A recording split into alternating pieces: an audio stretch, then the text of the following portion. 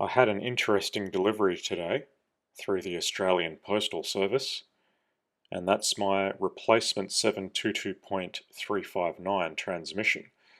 It's come from exactly the opposite side of the country, so it's been on a very long journey.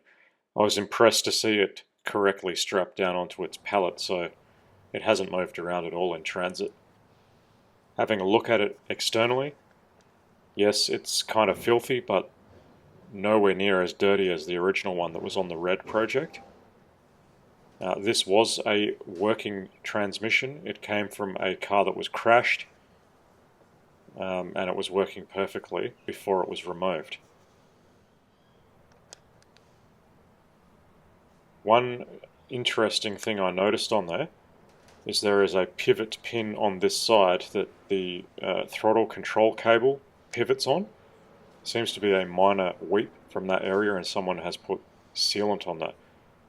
I believe that pin is crimped in there and you can't remove it, so I will probably use some Loctite wicking sealant and seal that forever. Otherwise, it's pretty damn good. The most important thing is, let's take the pan off and see what that looks like inside. I was assured that it looked good, but I want to know for myself. So let's have a look.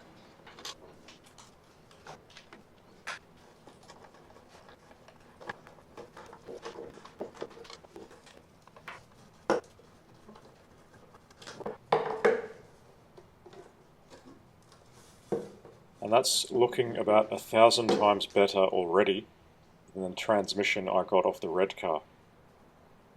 This is looking so damn good. I'm thinking of just doing an external reseal and maybe the reverse frictions and installing this on the car. I do have a complete rebuild kit with everything. I may still use that on the original transmission for educational purposes, but this one works.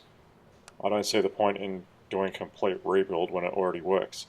I'd like to just reseal it on the outside, clean it up, and as I said, do the reverse frictions because they will be worn, they always are, and put it straight into service. I'm sure it will be fine.